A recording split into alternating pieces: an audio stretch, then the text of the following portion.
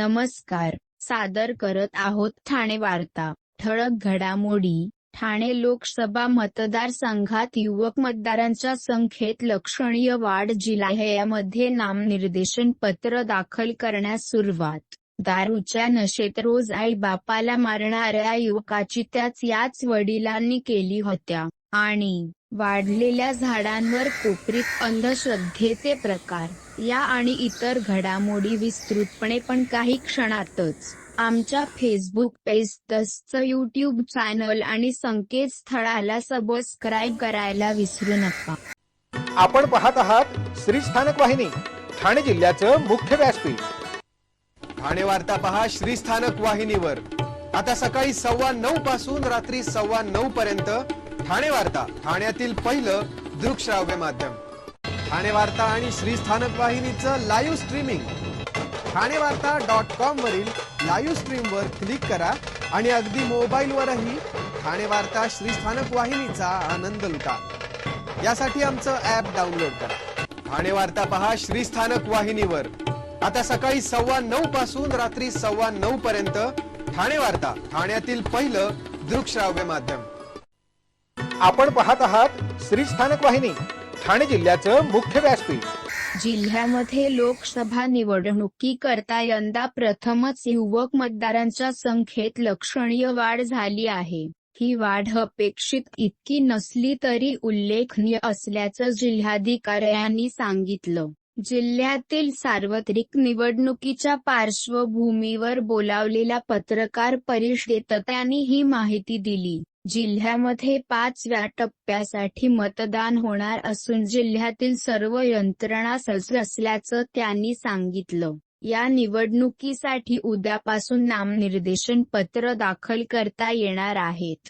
जिल्ह्यातील लोकसभा मतदारांसाठी उद्या अधिसूचना प्रसिद्ध होणार असून उद्यापासूनच नामनिर्देशन पत्र स्वीकारली जाणार आहेत. 3 मे पर्यंत नामनिर्देशन पत्र स्वीकारली जाणार असून 6 मे पर्यंत नामनिर्देशन पत्र मागे घेता येणार आहे. नामनिर्देशन पत्रांची छाननी 4 मेला होणार असून मतदान 20 मेला होणार आहे. जिल्ह्यामध्ये या निवडणुकीसाठी 35,72,739 पुरुष मतदार असून 30,58,370 महिला मतदार आहेत. तर इतर मतदारांची संख्या 1,295 आहे. तर मतमोजणी 4 जून रोजी होणार असल्याचं जिल्हाधिकाऱ्यांनी सांगितलं. गेल्या 4 महिन्यात 2,39,884 मतदारांची वाढ झाली आहे. 23 जानेवारीला 63,92,520 मतदार होते तर 23 एप्रिलला 66,32,404 मतदार झाले आहेत. लोकशाहीच्या उत्सवात मतदानाच्या दिवशी आपली सर्व कामे बाजूला ठेवून उज्ज्वल भविष्यासाठी मतदानाचा हक्क बजावून लोकशाही बळकट करावी आणि सर्वांनी न चुकता दिनांक 20 मे 2024 रोजी अवश्य मतदान करावे असे आवाहन ठाणे रेल्वे स्थानक परिसरातील बसस्थानकावर करण्यात आले. ठाणे लोकसभा मतदारसंघांतर्गत 148 ठाणे विधानसभा मतदारसंघात निवडणूक विषयक मतदार जनजागृती व्हावी आणि मतदानाची टक्केवारी वाढावी यासाठी ठाणे रेल्वे स्टेशन परिसरातील बसस्थानकावर मतदान जनजागृती कार्यक्रम घेण्यात आला. या जनजागृती मोहिमेत बसस्थानकाच्या मुख्य प्रवेशद्वाराच्या ठिकाणी ठाणे लोकसभा मतदारसंघाचे मतदान जनजागृतीबाबत लावण्यात आलेले मोठे फलक हे प्रवाशांचे लक्ष वेधून घेत होते.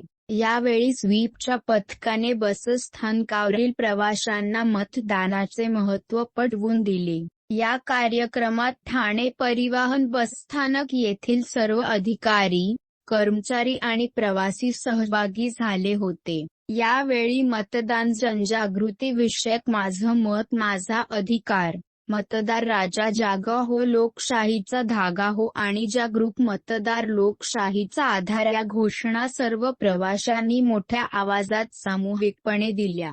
तसेच मतदान जनजागृतीसाठी तयार करण्यात आलेला माहितीपट आणि जिल्हा निवडणूक अधिकारी अशोक श्रृंगारे यांनी मतदारांना केलेले आवाहन तसेच मतदानासंदर्भात इतर जनजागृती कार्यक्रम चित्रफितीच्या माध्यमातून दाखविण्यात आले. झाडे लावा झाडे जगवा या सामाजिक संदेशाचे पालन अनेक जण करत असताना वाढलेल्या झाडांवर कोपरीत अंधश्रद्धेचे प्रकार सुरू आहेत. ठाणे पूर्व मीठ बंदर रोड स्वामी समर्थ मठ रस्त्याच्या कडेला झाडांवर अज्ञातांनी लाल कपड्यात लिंब बांधली असून जादूटोण्याचे उतारे देखील टाकलेले आढळून येत आहेत. ऐन रस्त्याच्या कडेलाच दर्शनी भागात अशी अघोरी कृत्य होत असल्याने परिसरात फिरायला येणाऱ्या व्यक्तींमध्ये भीती निर्माण होत आहे. ठाणे पूर्व स्वामी समर्थ मठाकडे जाणाऱ्या रस्त्याच्या दोन्ही कडेला स्थानिक नागरिकांनी झाडे लावून त्यांची जोपासना केली आहे. झाडांनी चांगला जोम धरल्यामुळे या भागात सकाळी आणि संध्याकाळच्या वेळेत नागरिक मोठ्या संख्येने फिरायला येतात. मात्र गेल्या काही महिन्यापासून येथे जादूटोण्याच्या घटना वाढीस लागल्या आहेत. येथील 7 ते 8 झाडांना लाल कपड्यात लिंब गुंडाळून लावली आहेत. अंधश्रद्धेवर घाला घालण्यासाठी महाराष्ट्र राज्यात जादूटोणा विरोधी कायदा अंमलात आला असला तरी या आघोरी प्रथा कमी होत नसल्याची खंत स्थानिक नागरिक स्वप्नील कोळी यांनी व्यक्त केली. याच परिसरात काही दिवसांपूर्वी बोराच्या झाडावर अज्ञात व्यक्तीने आघोरी कृत्य केल्याचे दिसून आले. या झाडावर 7 ठिकाणी काळ्या रंगाच्या 7 रिबीन बांधून तेथे पूजा अर्चा केली होती. या ठिकाणी काही वेळा लाल काळ्या कपड्यात उतारे देखील काढलेले असतात. त्यामुळे या परिसरातून जाणाऱ्या व्यक्तींमध्ये कळत नकळत भीती वाढताना दिसते. ठाणे पूर्व स्वामी समर्थ मठाकडे जाणाऱ्या रस्त्यावर अंधश्रद्धेपोटी काही व्यक्ती देवदेवस्की करताना दिसतात. नारळ, लिंबू, पपई, काळी रिबीन अशा वस्तू या ठिकाणी हमखास बघायला मिळतात.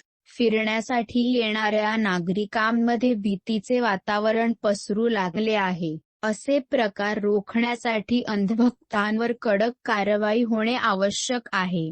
जीवनाला त्रासलेले, कौटुंबिक समस्या अशा प्रकारातून सुटकारा मिळावा म्हणून काही जण भोंदू बाबांच्या नादी लागतात. नवस, जादूटोणा इत्यादी अघोरी प्रकार आहारी जातात.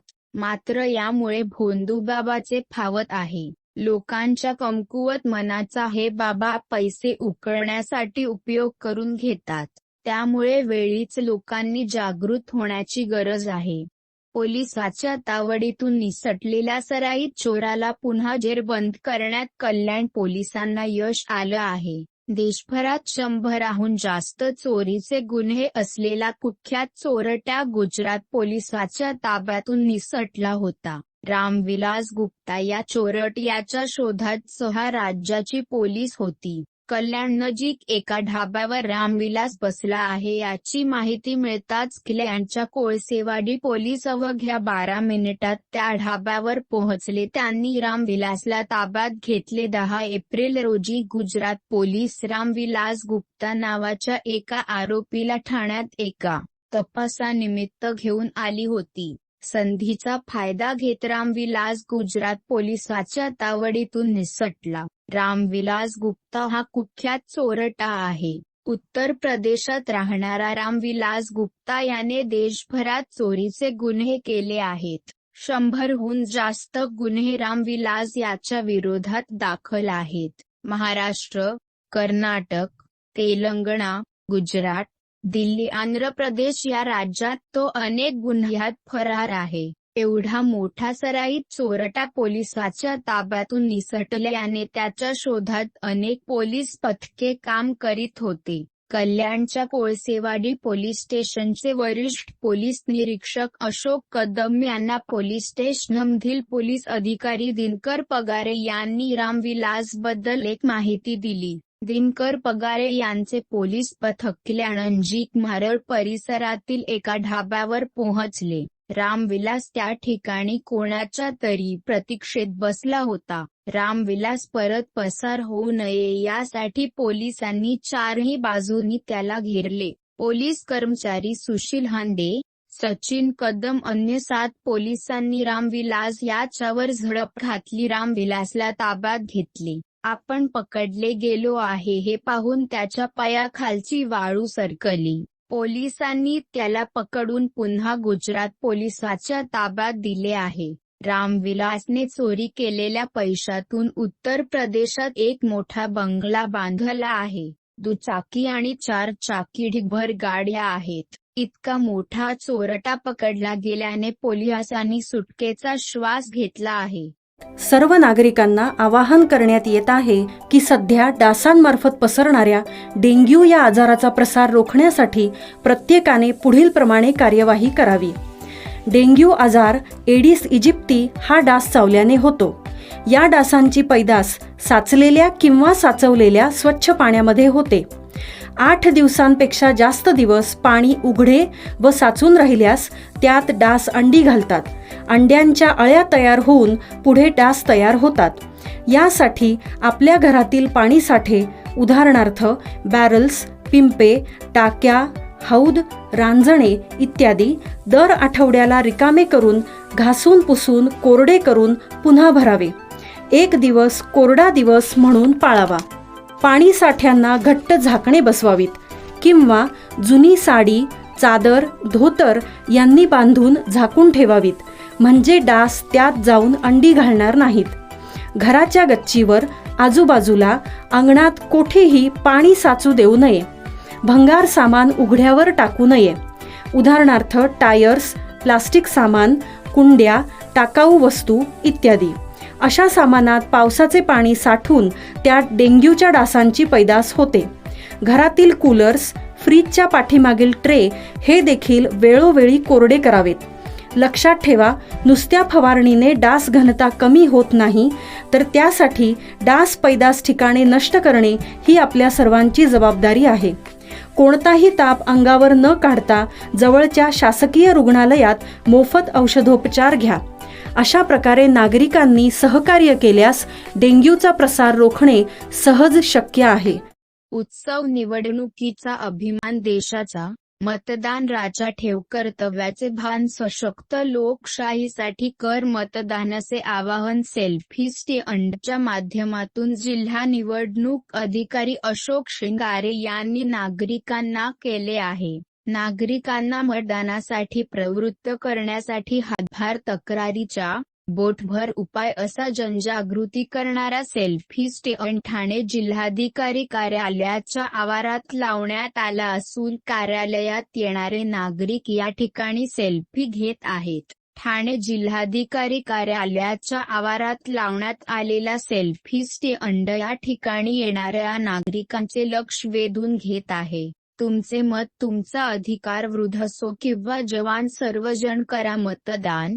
तुमचे मत खरा आधार लोकशाहीचा आदी घोषवाक्याच्या माध्यमातून नागरिकांमध्ये मतदानाविषयी जनजागृती करण्यात येत आहे. जिल्हाधिकारी कार्यालयाच्या दर्शनी भागात लावण्यात आलेला हा सेल्फी स्टँड नागरिकांचे लक्ष वेधून घेत असून या ठिकाणी नागरिक सेल्फी देखील काढत आहे. सेल्फी स्टँडवर मतदारांना ऑफलाईन माहितीसाठी मतदार मदत क्रमांक देण्यात आला आहे. नागरिकांनी या सेल्फी स्टँडचा लाभ घेऊन मतदान प्रक्रियेत स्वतः सहभागी व्हावे आणि आपल्या परिसरातील नागरिकांनाही मतदानासाठी प्रवृत्त करावे असे आवाहन जिल्हा निवडणूक अधिकारी अशोक शिंगारे यांनी केले आहे. नवी मुंबईतील एपीएमसी बाजारात काकडीची आवक घटल्याने याचा परिणाम काकडीच्या दरावर झाला असून किलोला 38 रुपयांपर्यंत दर द्यावा लागत आहे. सोलापूर आणि इतर ठिकाणाहून येणारी काकडी कमी प्रमाणात येत आहे. त्यात कडक उन्हाळा असल्याने ग्राहकांची मोठी पसंती काकडीला आहे. त्यामुळे दरात वाढ झाल्याचे व्यापारी सांगत आहेत. पुढील काळात आवक वाढल्यास दरात घसरण होण्याची शक्यताही व्यापारी करत आहेत.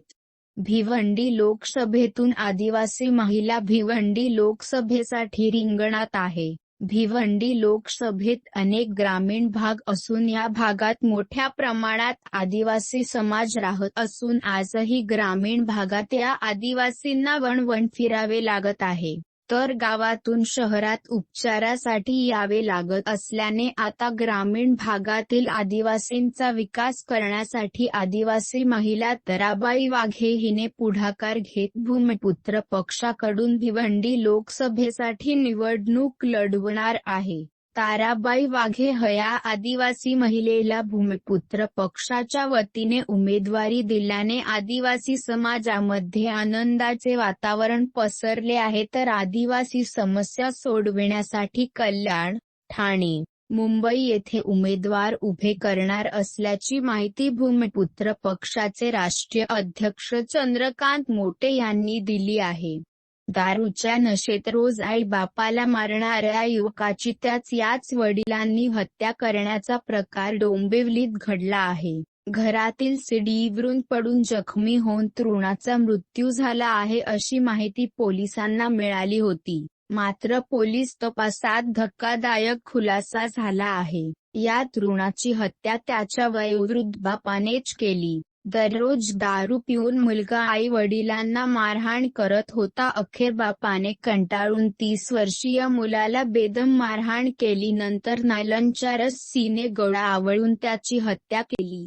डोंबिवली पश्चिमेतील सर्वनगर परिसरात अभिमन्यू पाटील हे राहतात. अभिमन्यू पाटील यांच्या घरात त्यांची पत्नी त्यांची 2 मुले राहतात. मोठा मुलगा हा गावी आहे. लहान मुलगा हरेश याला दारूचे व्यसन होते. दररोज तो दारूच्या नशेत घरी येत होता. आई वडिलांशी भांडण करीत होता. मंगळवारी रात्री हरीश घरी आला. रात्री वडिलांसोबत त्याचे भांडण झाले. या भांडणादरम्यान हरेशची आई हे भांडण पाहून कुठेतरी निघून गेली. नंतर आई घरात आली तर पाहिले हरेश घरात जखमी होऊन पडलेला आहे.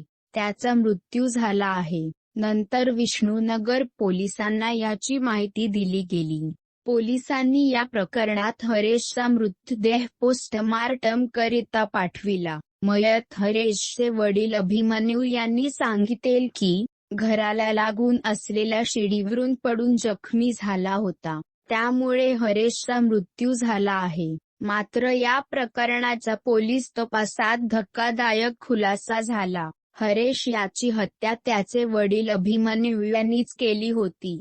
हरेश दररोज पिऊन येऊन आई वडिलांना मारहाण करीत होता. शिवीगाळ करीत होता. अखेर मंगळवारच्या रात्री वाद विकोपाला गेला. वडिलांची सहनशीलता संपली. वडिलांनी एका दांडक्याने दारूच्या नशेत असलेला हरेशच्या डोक्यावर प्रहार केला. त्यात तो जखमी झाला आणि खाली पडला. नंतर नायलॉनच्या दोरीने गळा आवळून त्याची हत्या केली. विष्णुनगर पोलिसांनी अभिमन्यू पाटील याला ताब्यात घेतले आहे. पुढील तपास सुरू आहे.